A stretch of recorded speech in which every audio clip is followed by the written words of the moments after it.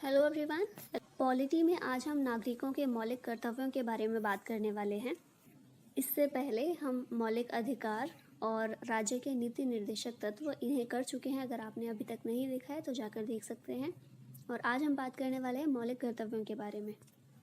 थोड़ा सा बैकग्राउंड के बारे में बात करें तो मौलिक कर्तव्य क्या होते हैं। जिस तरह से हर एक व्यक्ति को कुछ अधिकार दिए गए हैं संविधान में, उसी तरह से ऐसा सोचा गया कि हर एक इंसान के कुछ अधिकार होते हैं तो उसके कुछ कर्तव्य भी होने चाहिए जिन्हें उसे निभाना चाहिए। क्या ये स्टार्टिंग से थे संविधान में? तो नहीं, स्टार्टिंग से हमें कर्तव्य नहीं दिए गए थे संविधान में। ऐसा माना गया था कि ये तो एक कॉमन चीज़ है, बहुत कॉमन सेंस है कि लोगों के पास अधिकार होते हैं, तो हर एक इंसान अधिकारों का एंजॉय तभी कर सकता है जब वो अपने कुछ कर्तव्य भी निभाए। लेकिन फिर बाद में सोचा गया, ये देखा गया कि नहीं, कुछ कर्तव्यों को भी ऐड करने की ज़रूरत है। लोगों को पता होना चाहिए कि उनको कुछ बेसिक कर्तव्य हैं अपने देश को लेकर, और इसी उद्देश्य से इन्हें संविधान में ऐड किया गया। तो अभी हम देख लेते हैं क्वेश्चन सभी। पहला प्रश्न है हमारा, मूल संविधान में मौलिक कर्तव्यों का समावेश किया गया? तो जैसा मैंने अभी बताया, मूल संविधान में मौलिक कर्तव्यों का समावेश नहीं किया गया था, तो इसका आंसर है नहीं। मूल संविधान यानी कि जब हमने संविधान अपनाया था, लागू किया था 1950 में, उस समय मौलिक कर्तव्य थे संविधान में? तो नहीं थे, इन्हें बाद में ऐड किया गया है, तो इसलिए मूल कर्तव्य मूल संविधान में नहीं थे। भारतीय संविधान के किस भाग में मौलिक कर्तव्यों का विवरण है? तो इनका विवरण है भाग 4 क में या फिर 4A। और ये ए कौन सा है? कैपिटल ए है, तो इसे मैं पहले ही एक्सप्लेन कर चुकी हूँ। कैपिटल ए या कैपिटल आता है कोई भी वर्ड अगर, तो उसका मतलब है कि उसे संशोधन के ज़रिए ऐड किया गया है बाद में। और पार्ट 4 में क्या चीज़ है? DPSP है, directive principles of state policy, या फिर राज्य के नीति निर्देशक तत्व। और उसी के आगे 4A में ऐड किया गया है मौलिक कर्तव्यों को। स्टार्टिंग से नहीं थे, बाद में ऐड किया गया संशोधन के ज़रिए, तो इसलिए 4A में इन्हें ऐड किया गया है। अगला प्रश्न है, भारतीय संविधान के कौन से अनुच्छेद में मौलिक कर्तव्यों का विवरण है? तो अनुच्छेद देखिए, हमने बात की पार्ट 4 की। पार्ट 4 में क्या है? DPSP। कौन से अनुच्छेदों में है वो? तो वो है 36 से 51 में, ठीक है। तो 4A में ऐड किया गया है मौलिक कर्तव्यों को, और अनुच्छेद कौन सा है? तो जो लास्ट का अनुच्छेद है उसी में ऐड कर दिया है, 51A में ऐड किया गया है मौलिक कर्तव्यों को। तो इसका राइट आंसर है 1, 51 क या फिर 51A। और हमारे जितने भी मौलिक कर्तव्य हैं, अभी हम आगे देखेंगे कि कितने हैं, और जितने भी मौलिक कर्तव्य हैं उन सभी को 51A में ही ऐड किया गया है। जैसे कि हमारे मौलिक अधिकार थे 12 से 35, ये कई सारे अनुच्छेदों में कवर इन्हें किया गया था। इसी तरह से DPSP को भी कई सारे अनुच्छेदों में कवर किया गया, लेकिन मौलिक कर्तव्यों को एक ही अनुच्छेद के अंतर्गत सभी को शामिल कर लिया गया है। तो एक ही अनुच्छेद है इसका, 51A, part 4A। Next question, भारतीय संविधान में मौलिक कर्तव्यों को किस देश से लिया गया है? तो जब हमने DPSP की बात की थी, तो आपके लिए क्वेश्चन है, बताइए DPSP हमने कौन से देश के संविधान से लिया है? और उसी तरह से मौलिक कर्तव्यों को भी कहाँ से लिया गया है? तो ये रूस से। पहले इसे सोवियत संघ के नाम से जाना जाता था, आज हम रूस के नाम से इसे जानते हैं, और ये लिया गया है रूस से, मौलिक कर्तव्यों को रूस से। नेक्स्ट क्वेश्चन है, मौलिक कर्तव्यों को संविधान में किस वर्ष अंततः स्थापित किया गया था? कौन से वर्ष में? क्योंकि स्टार्टिंग से नहीं था ये संविधान में, तो किस वर्ष इन्हें शामिल किया गया था संविधान में? तो इन्हें शामिल किया गया था 1976 में। भारतीय संविधान में किस संशोधन में नागरिकों के कर्तव्य को सम्मिलित किया गया? हमने बात की 1976 में इन्हें शामिल किया गया था, और 1976 में एक लैंडमार्क संविधान संशोधन हुआ था। वो कौन सा था? 42वां संविधान संशोधन। और इस संशोधन में बहुत से चेंज किए गए थे संविधान में, और उनमें से एक था मौलिक कर्तव्यों को संविधान में शामिल करना। 42वां संविधान संशोधन कब हुआ था? 1976। पूर्व प्रधानमंत्री जिनके प्रयासों से नागरिकों के कर्तव्य भारत के संविधान में समाविष्ट किए गए, कौन से प्रधानमंत्री के काल में इन्हें शामिल किया गया? तो हम बात कर रहे हैं 1976 की, 42वें संशोधन की। इस समय कौन थे भारत के प्रधानमंत्री? ये थी इंदिरा गांधी, और इन्हीं के प्रधानमंत्रित्व काल में नागरिकों के मौलिक कर्तव्यों को भारत के संविधान में शामिल किया गया था। भारतीय नागरिकों के मौलिक कर्तव्य प्रदान किए गए थे? भारतीय नागरिकों को कितने मौलिक, यहाँ पूछा गया है कि भारतीय नागरिकों को मौलिक कर्तव्य किस तरह से प्रदान किए गए थे। तो हमने देखा संविधान संशोधन के जरिए मौलिक कर्तव्य प्रदान किए गए थे। किस आयोग की संस्तुति पर मौलिक कर्तव्यों को संविधान में जोड़ा गया? बहुत इंपॉर्टेंट क्वेश्चन है। कौन सा आयोग था जिसने ये सिफारिश की थी, जिसने ये कहा था कि मौलिक कर्तव्यों को शामिल किया जाना चाहिए? तो ये था स्वर्ण सिंह आयोग। सरदार स्वर्ण सिंह आयोग 1976 में इस आयोग ने सिफारिश की थी कि मौलिक कर्तव्यों को शामिल किया जाना चाहिए संविधान में, और उसके बाद ही 1976 में ही 42वें संशोधन के जरिए संविधान में मौलिक कर्तव्यों को शामिल कर लिया गया। 42वें संविधान संशोधन में कितने मौलिक कर्तव्यों को जोड़ा गया? यानी कि मूल रूप से हमारे पास कितने मौलिक कर्तव्य थे? तो ये 10, जब 1976 में 1976 में मौलिक कर्तव्यों को शामिल किया गया संविधान में, उस समय हमारे पास थे 10 मौलिक कर्तव्य। अभी फिलहाल में कितने हैं? भाग 4A अनुच्छेद 51A में नागरिकों को कितने मूल कर्तव्य वर्णित हैं फिलहाल? तो ये हैं 11। स्टार्टिंग में 10 थे, बाद में एक और को ऐड किया गया, और आज टोटल हमारे पास 11 मौलिक कर्तव्य हैं। नेक्स्ट क्वेश्चन है, 11वें मौलिक कर्तव्य को किस संशोधन के द्वारा संविधान में शामिल किया गया था? तो ये संशोधन था 86वां संशोधन। कब हुआ था? 2002 में। तो 2002 से पहले हमारे पास 10 मौलिक कर्तव्य हुआ करते थे, और 2002 के बाद से क्योंकि एक और ऐड कर दिया गया 86वें संविधान संशोधन के जरिए, और आज हमारे पास कुल 11 मौलिक कर्तव्य हैं। 86वें संविधान संशोधन में कौन सा मौलिक कर्तव्य जोड़ा गया? तो ये है माता पिता का कर्तव्य है कि वे 6 से 14 वर्ष के बच्चों के लिए शिक्षा का प्रबंध करें। हमने जब मौलिक अधिकारों की बात की थी और DPSP की बात की थी, तो हमने देखा था कि मौलिक अधिकार में शिक्षा के अधिकार को शामिल किया गया था। पहले वो DPSP का भाग था, बाद में उसे मौलिक अधिकार बना दिया गया, और साथ ही कर्तव्य भी है माता पिता का। जब हमने मौलिक अधिकार की बात की थी, तो वहाँ ये ड्यूटी राज्य की थी कि राज्य इस तरह का प्रबंध करे कि सभी बच्चों को 6 से 14 वर्ष के सभी बच्चों को शिक्षा उपलब्ध होनी चाहिए, जो कि निःशुल्क शिक्षा हो, फ्री शिक्षा हो, और साथ ही अनिवार्य हो। लेकिन यहाँ हम बात करें नागरिकों के मौलिक कर्तव्यों की, तो यहाँ माता पिता का ये कर्तव्य है कि वो इस तरह का प्रबंध करें कि उनके जो भी 6 से 14 वर्ष के बच्चे हैं उन्हें शिक्षा उपलब्ध हो। उनकी जिम्मेदारी है कि वो स्कूल तक अपने बच्चों को भेजें, और उसके अलावा प्राकृतिक पर्यावरण की रक्षा, देश की रक्षा और राष्ट्र सेवा, ये सभी हमारे मौलिक कर्तव्य हैं, जिन्हें 1976 में ही शामिल कर लिया गया था, और बाद में एक जोड़ा गया 2002 में।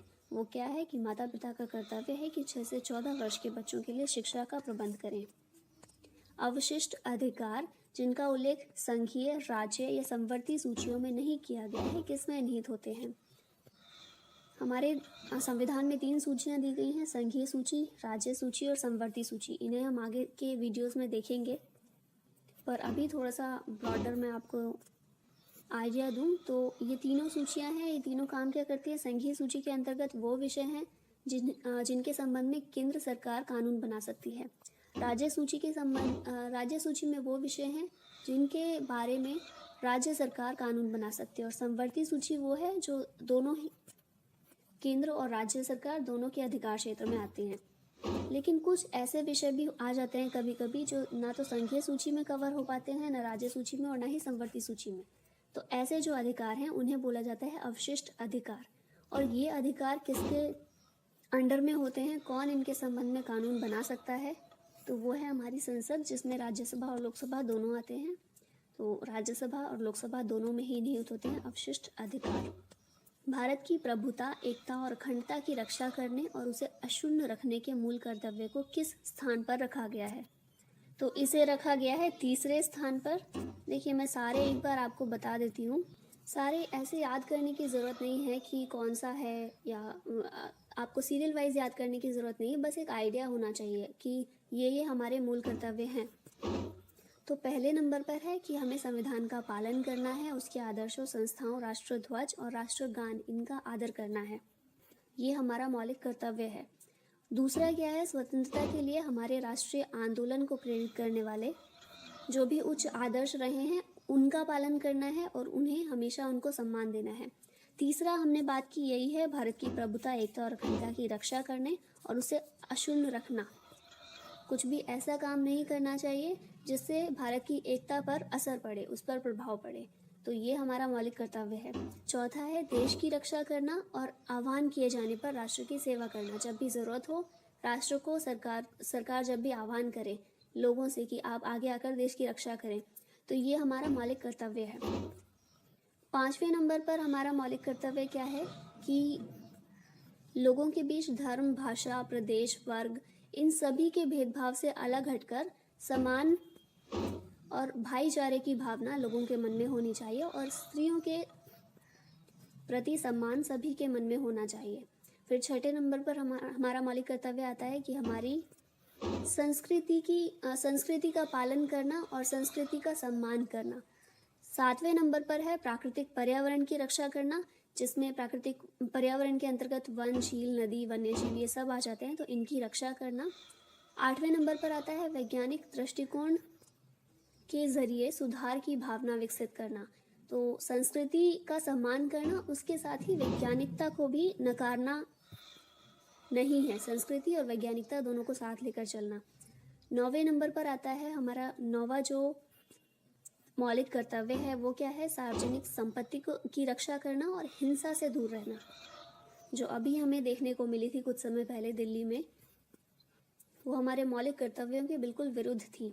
फिर 10वां हमारा मौलिक कर्तव्य क्या है, सभी लोग इस तरह की व्यक्तिगत और सामूहिक गतिविधियां करें जिससे देश का विकास हो और देश आगे बढ़े। और 11वें नंबर पर हमने देखा ही, जिसे बाद में 2002 में ऐड किया गया था, कि माता पिता का ये कर्तव्य है कि अपने 6 से 14 वर्ष तक के उम्र के बच्चों को शिक्षा उपलब्ध कराने का पूरा प्रयास करें। अब ये सारे हैं हमारे मौलिक कर्तव्य। सारी चीज़ें कॉमन हैं, सभी ऐसी हैं जो कॉमन सेंस से कोई भी इंसान को करना चाहिए अपने देश के लिए। लेकिन यहाँ सवाल ये उठता है कि अगर ये जो मौलिक कर्तव्य हैं अगर हम नहीं निभाते हैं तो क्या इसके लिए कुछ सज़ा का प्रावधान है, और या फिर कोई अपना मौलिक कर्तव्य नहीं निभा रहा है तो हम क्या न्यायालय में जा सकते हैं उसके खिलाफ? तो इसका आंसर है नहीं। इसके लिए कोई भी सज़ा का प्रावधान नहीं है, ये हमारे ऊपर बाउंड नहीं है कि आपको ये करना ही करना है। ये कर्तव्य हैं हमारे, और कर्तव्य ज़बरदस्ती नहीं निभाए जाते हैं। तो ये कुछ बेसिक कर्तव्य संविधान में ऐड ज़रूर किए गए हैं, ये बताने के लिए कि हमारे ये कर्तव्य हैं, और कुछ ना करें कम से कम देश के लिए इतना तो कर ही सकते हैं। लेकिन अगर आप नहीं करते हैं तो ये आपकी मर्ज़ी है। कर्तव्य निभाने के लिए सरकार या कानून आपको फोर्स नहीं करेगा कि आपको ये करना है, बशर्ते कि आप किसी को नुकसान न पहुंचाएं। जैसे कि हिंसा से दूर रहना या सार्वजनिक संपत्ति को सुरक्षित रखना, ये हमारा कर्तव्य है। लेकिन अगर आप नुकसान पहुंचाते हैं तो उसका खामियाजा आपको भुगतना पड़ेगा। तो ये बात है कि जहां आप दूसरों को नुकसान पहुंचा रहे हैं वहां आपको सज़ा मिलेगी, लेकिन आप पर इस तरह का कोई बाउंडेशन नहीं लगाया जा सकता है कि आप संविधान का पालन करो या फिर आप देश का सम्मान करो, आप तिरंगे का सम्मान करो। इस तरह का बाउंडेशन कुछ नहीं लगाई जा सकती है, ये कर्तव्य है सभी का। और क्योंकि हमारे देश में संविधान सर्वोपरि है तो हम सभी को संविधान का सम्मान करना चाहिए। हमारे मौलिक कर्तव्य बहुत ही कॉमन चीज़ें हैं, हम सभी पालन करें तो बहुत अच्छा है। बाकी तो आप सब हैं ही समझदार। आगे चलते हैं। भारतीय संविधान के अंतर्गत निम्नलिखित में से कौन सा मूल कर्तव्य नहीं है? तो इसका आंसर आप बताइए कौन सा नहीं है। मैंने सारे बताए हैं अभी। वैज्ञानिक प्रवृत्ति विकसित करना ये मूल कर्तव्य है। सार्वजनिक संपत्ति की सुरक्षा करना ये भी हमारा मौलिक कर्तव्य है। और संविधान के प्रति निष्ठावान रहना और उनके आदर्शों का सम्मान करना ये भी हमारा मौलिक कर्तव्य है। लेकिन लोक चुनाव में मतदान करना ये हमारा मौलिक कर्तव्य नहीं है। ये हमारा कर्तव्य ज़रूर है लोक चुनाव में मतदान करना, लेकिन मौलिक कर्तव्य नहीं है। ऐसा कर्तव्य नहीं है जो संविधान में ऐड किया गया, जिसको जो स्वर्ण सिंह समिति गठित की गई थी उसने ये रिकमेंडेशन दी थी कि मतदान करना भी मौलिक कर्तव्यों में शामिल किया जाना चाहिए, लेकिन उसे शामिल नहीं किया गया क्योंकि ऐसा माना गया कि ये तो ऐसी चीज़ है जो लोगों का अधिकार भी है और हमारा अधिकार है ये, तो इसलिए हम जाते हैं अपना अधिकार। हमें वैसे भी अपने अधिकारों को एंजॉय करना ज़्यादा पसंद है, बशर्ते कि कर्तव्यों को निभाना।